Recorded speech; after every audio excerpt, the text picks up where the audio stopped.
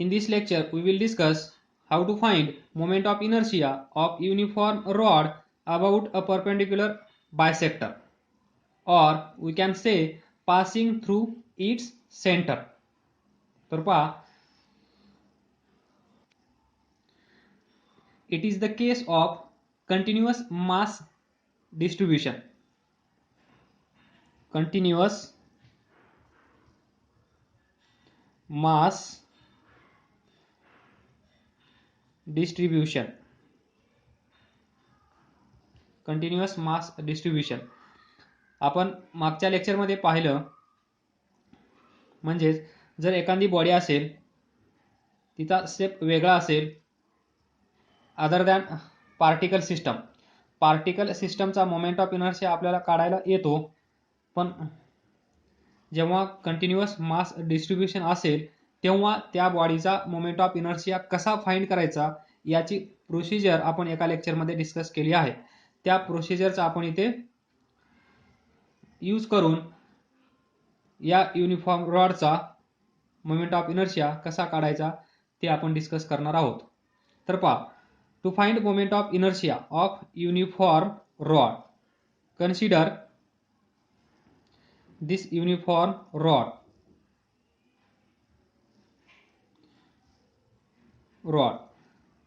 of length L. Rod, त्या रॉडची length L. then we have to find moment of inertia about axis which is perpendicular bisector. मग हा जो rod आहे या रॉडची परपेंडिक्युलर बायसेक्टर कुठे असेल? Bisect means it divides it into two equal parts, that is this axis. This is perpendicular bisector. perpendicular bisector. आणि यालाच आपण असं म्हणू शकतो passing through its centre. Bisect म्हणजे या रॉडचे दोन इक्वल पार्ट करणे. मग दोन इक्वल पार्ट केव्हा होतील? जर ती ॲक्सिस सेंटर मधून पास होत असेल तर, म्हणजेच त्याला आपण म्हणू शकतो पासिंग थ्रू इट्स सेंटर. आणि पहा, ही कशी आहे? परपेंडिक्युलर. या वर्डला पण खूप महत्व आहे. त्या रॉडला ही ॲक्सिस कशी आहे? परपेंडिक्युलर. म्हणजे हा रॉड आणि ही ॲक्सिस, हा रॉड आणि ही axis, perpendicular bisector. Now consider M B mass of this rod. हा जो रॉड आहे त्या रॉडचं मास M आणि length L, B length of this rod. Then this axis is perpendicular bisector of this rod. This we have shown here. Now see, very first procedure to find moment of inertia of continuous mass distribution bodies काय होता? Consider small element. या रॉडचा एक छोटासा element आपल्याला consider करायचा आहे, तो आपण कन्सिडर करूया. दिस इज द स्मॉल एलिमेंट. याची थिकनेस dx आणि या ॲक्सिस पासून याचं डिस्टन्स x. म्हणजे consider small part having thickness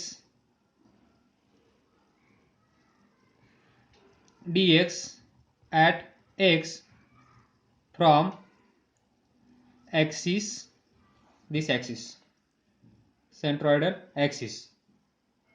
तर पहा, this axis A,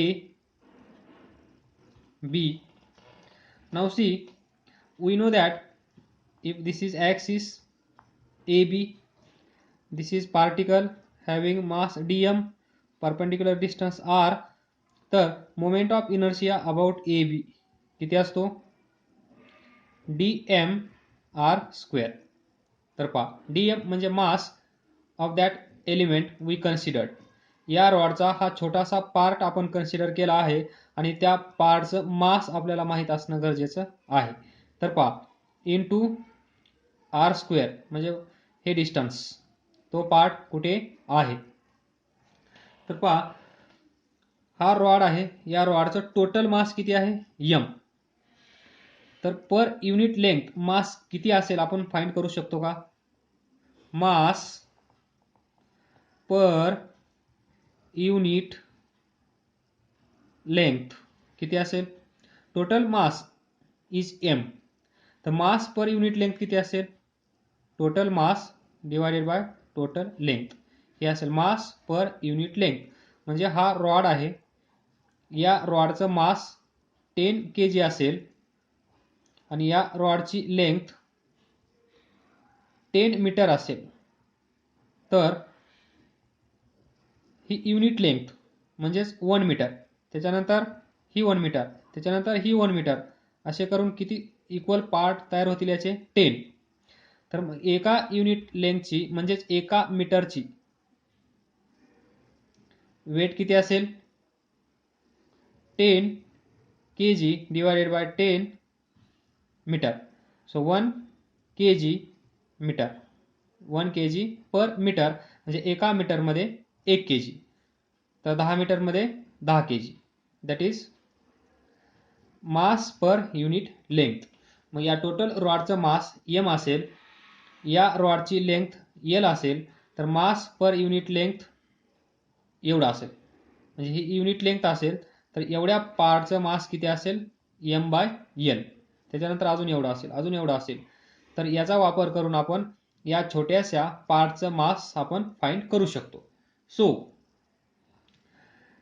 the mass of element, so the mass of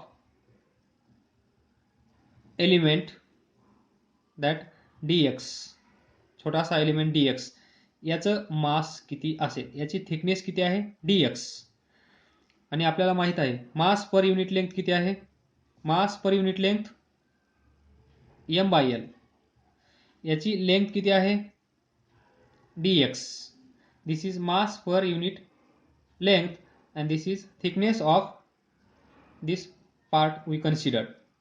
म्हणजे पहा 1 kg पर मीटर हे माहीत असेल आणि त्या रॉडची लेंथ 6 मीटर असेल, तर त्या रॉडचं वेट किती असेल 1 kg per metre into 6 metre, metre metre cancel, 6 into 1 6 kg, like this. तर पहा आपण काय करत होतो, आपल्याला फाइंड करायचं आहे moment of inertia of this part considered. हा जो छोटासा पार्ट आपण कन्सिडर केला आहे त्या पार्टचा मोमेंट ऑफ इनर्शिया आपल्याला फाइंड करायचा आहे. आणि या पार्टचा मोमेंट ऑफ इनर्शिया फाइंड करायचा असेल तर आपल्याला बेसिक डेफिनेशन माहीत आहे, एक ॲक्सिस माहीत असणं गरजेचं आहे. त्या ॲक्सिस पासून तो पार्टिकल किती दूर आहे, परपेंडिक्युलर डिस्टन्स r, हे माहीत असणं गरजेचं आहे आणि त्याचं मास dm. एवढी इन्फॉर्मेशन आपल्याकडे असेल तर आपण moment of inertia about this axis that is IAB can be calculated by using dm into r square. dm म्हणजे छोटासा मास आणि तो किती कन्सिडर केला आहे आपण this, we can say that this dm, छोटासा mass. So that mass of element dx is dm आणि तो किती असेल mass per unit length into त्याची लेंथ दॅट इज थिकनेस. तर आपल्याला टोटल मास या ब्लॉकचं आता भेटलं आहे. आता पाहिजे आपल्याला डिस्टन्स, तर ते डिस्टन्स आपण किती कन्सिडर केलं आहे x. या ॲक्सिस पासून या एलिमेंटचं डिस्टन्स किती आहे x.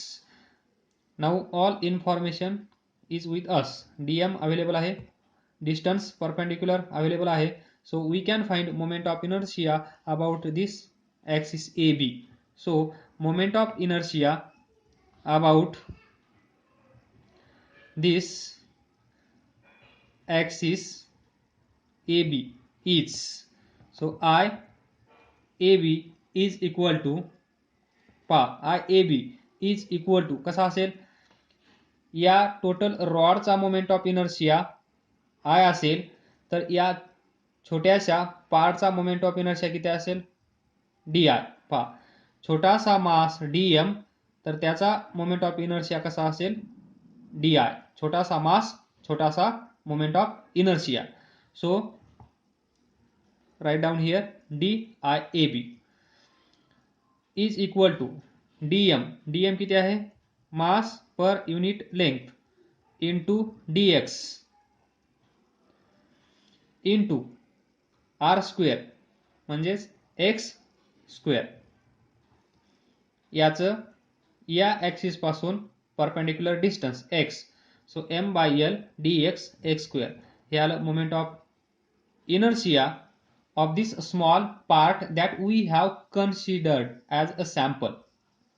कारण कुठल्याही मोठ्या बॉडीचा मोमेंट ऑफ इनर्शिया काढायचा असेल तर तो डायरेक्ट आपण काढू शकत नाही. त्यामुळे आपण काय करतो, त्या बॉडीचा एक छोटासा पार्ट कन्सिडर करतो आणि त्या पार्टचा मोमेंट ऑफ इनर्शिया आपण फाइंड करत असतो आणि त्याच्यानंतर तो मोमेंट ऑफ इनर्शिया ऍड करून टोटल बॉडीचा मोमेंट ऑफ इनर्शिया आपण फाइंड करतो. ही प्रोसिजर सर्वांनी पाठ करून ठेवायची आहे आणि त्याच प्रोसिजरने आपण पुढे जात आहोत.